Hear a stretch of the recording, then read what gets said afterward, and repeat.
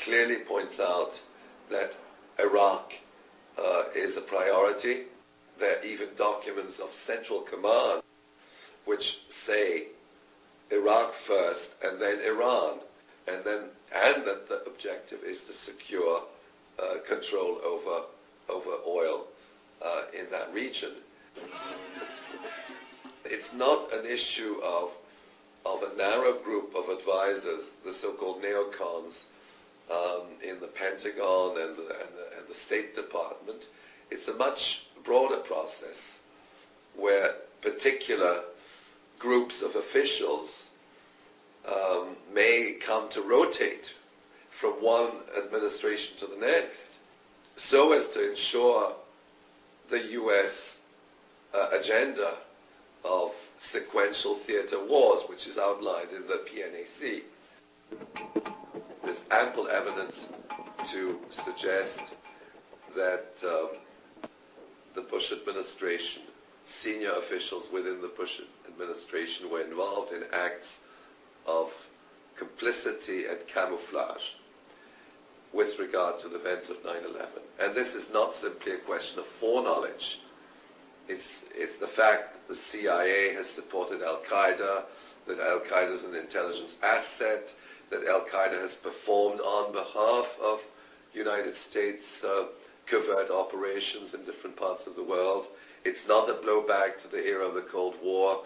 Once you recognize that Al-Qaeda is a creature of U.S. foreign policy and of the U.S. intelligence apparatus, your understanding and perceptions on 9/11 are totally different to what they might be in the case where you're, an anti-war activist who wants to change the course of foreign policy, etc., etc. Because the lie ultimately behind this camouflage and complicity is so grotesque. I'm not suggesting necessarily that the Bush administration ordered the destruction of the World Trade Center, but if the Bush administration is saying that Al-Qaeda is behind it and that Al-Qaeda is a threat to America, while at the same time we have evidence that Al-Qaeda is collaborating with U.S. government agencies in covert operations in the Balkans, and that this happened, barely a few months before 9/11, that we have evidence that Pakistan's inter-services intelligence, its military intelligence, supports the terrorists and supports these terrorist organizations, and that's corroborated by the Council on Foreign Relations. If that is true on the one hand, and if on the other hand, that this same organization, Pakistan's ISI, has close bilateral relations with the CIA, with State Department, I'm talking at the very, very senior levels, then there's something fundamentally fishy on these links. Go beneath the surface, you then realize that in fact Osama bin Laden is a creature of the U.S. intelligence apparatus. His whereabouts are known.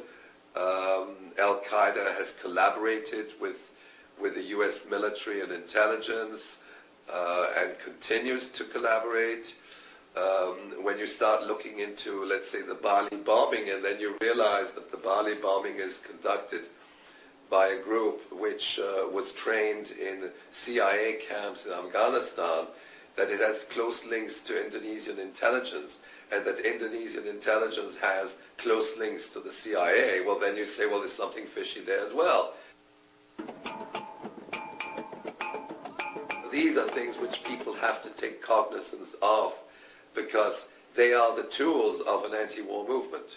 An anti-war movement is not simply one of expressing anti-war sentiment, of saying I'm against the war. An anti-war movement is to disarm the main political and military actors behind the war agenda. It's to deconstruct them. It's to remove their legitimacy in the eyes of public opinion. A large segment of the anti-war movement actually supports the assumptions of the Bush administration regarding 9/11 to the fact that Al-Qaeda is a threat to the security of America, and that the war on terrorism is a valid objective of U.S. foreign policy. Of course, that weakens the anti-war movement, because you have a large segment of people who say, yes, I'm against the war, but I do support our administration in the war on terrorism, as if the two things were disconnected. And the issue is that the war on terrorism is the justification for conducting the war. Namely 9/11 and the hoax behind 9/11 and the government camouflage and conspiracy behind 9/11 becomes the instrument for waging a war on the so-called sponsors of terrorism, the state sponsors of terrorism, which are the countries such as North Korea, Iraq, Iran, and so on. There is no doubt that Saddam Hussein now has weapons of mass destruction. There is no doubt that he is amassing them to use against our friends, against our allies, and against us. And then you have this propaganda campaign which attempts to link a relationship between, let's say, Saddam Hussein and Osama bin Laden. It's a failure to understand what is behind 9/11 as in fact, a conspiracy on the part of the U.S. government. In the 1980s, in the context of the Iran-Contra scandal, where Oliver North, of course, was indicted, along with Defense Secretary Caspar Weinberger, they were the visible personalities in the scandal, but the individual, the person within the U.S. military who actually played a very key role was Colin Powell, because Colin Powell signed the release forms for the transfer of weapons from logistics to Iran, and with the proceeds of those weapons sales, they funded the Mujahideen, the Islamic brigades, as well as the Nicaraguan Contra. And we also know that Richard Armitage was behind that as well. So these individuals have, over the years, played a role in the process of support, of building and creating these Islamic brigades.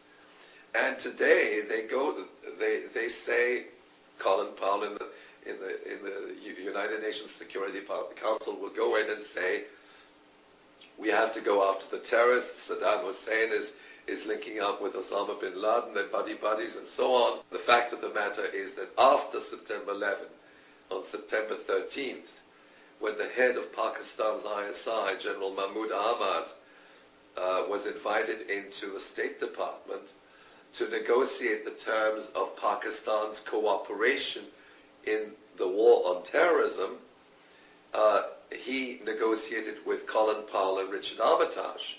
There were meetings held behind closed doors on the 12th and the 13th of September with the head of Pakistan's Inter-Services Intelligence. Yet at the same time, the Bush administration knew, the FBI knew, the CIA knew, that this same individual was behind the transfer of money to the terrorists, as confirmed by an FBI report published in late September. They also knew of the historical link between the ISI and the terrorists. Obviously, they knew because they're behind it. The CIA is at the pinnacle of this relationship. CIA, ISI, Al-Qaeda. That understanding, I think, is crucial. In an anti-war movement, we have to understand that the main political actors are criminals.